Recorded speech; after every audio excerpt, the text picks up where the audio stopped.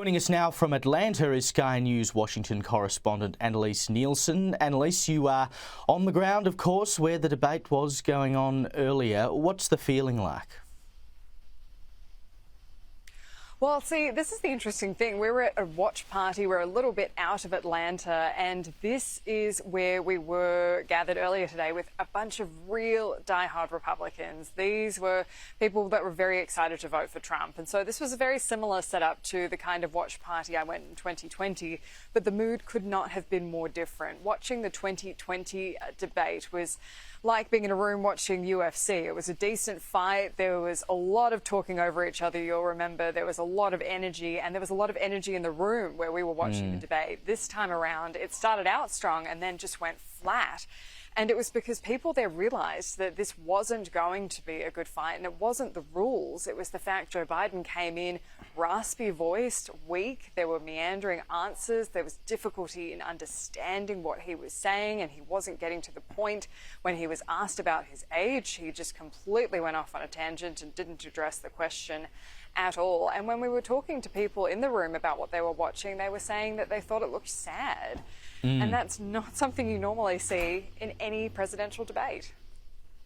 Well, I mean, Biden essentially rocked up to a pistol fight with a butter knife, right? And watching it, I felt exactly the same way. I felt so sad for Joe that they wheeled the poor bugger out to come and embarrass himself on live television in front of not just America, but the rest of the world like that. And for even Republicans to sit there and watch that, you'd be hard-pressed not to feel sad, because you are looking at your president, right? Even if you don't like the guy, you're looking at your president, and you still bear some kind of good feeling for them. You want them to lead your country properly.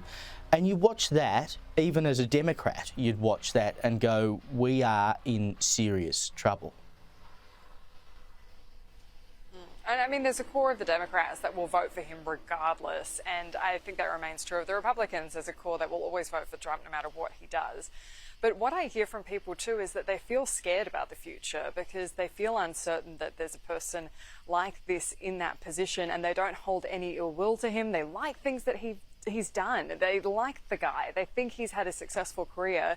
But the point is, we're not talking about the past. We're talking about another 4 years. There's a lot of global uncertainty at the moment. There's concerns around the border. We have increasing numbers of people who've been on the terror watch list coming over the southern border. There's concerns that there's going to be more security issues related to that, and that America won't be in a strong position to handle them. They've watched Israel play out the way it has. Biden's been under pressure from the pro-Gaza element of his own party that are unhappy with how he's handled it.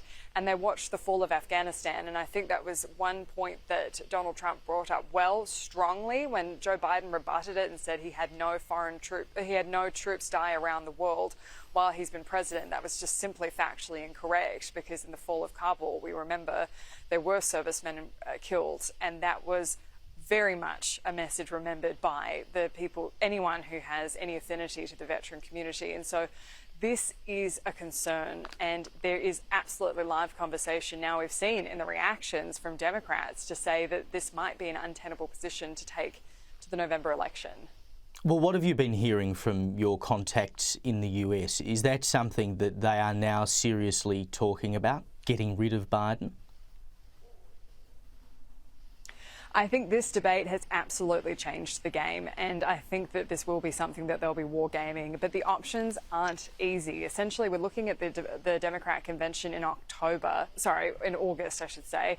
This is just 1 month after the Republican convention in July, so it gives them a little bit of time. There'll be a little focus taken off it.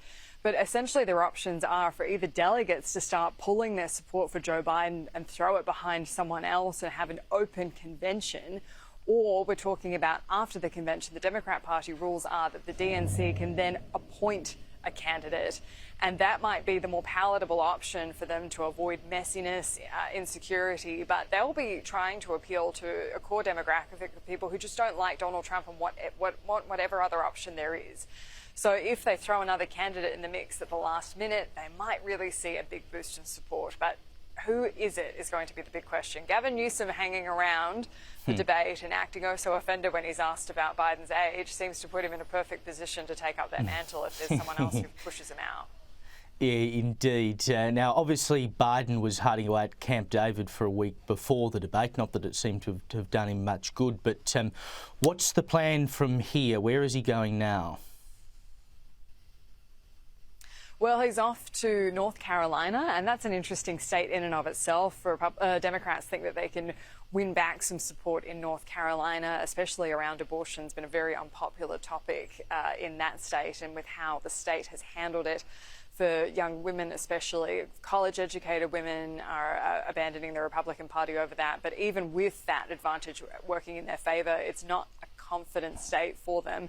But that is a strategy in and of itself. Every campaign does this. Donald Trump's been doing this, pushing into Minnesota, which isn't normally a Republican state. You have to look like you're ready to play offense, because if you're only playing defense, you're coming from a position of weakness. So that's going to happen. I think that they're either going to be trying to put Biden out a lot more in those more controlled events. And when you look at Joe Biden, he went to a fundraiser right after the debate to claim victory. He seemed a lot more energetic and in control and coherent. And that all plays better in a controlled environment. I don't think we're going to get to see him in another uncontrolled environment. If he does this second scheduled debate, I think it will be a short miracle. But you never know. I think they'll probably be trying to keep him out of trouble as much as possible from here on in, because what the hell else are they going to do? Annelise, Nielsen, thank you so much for your time.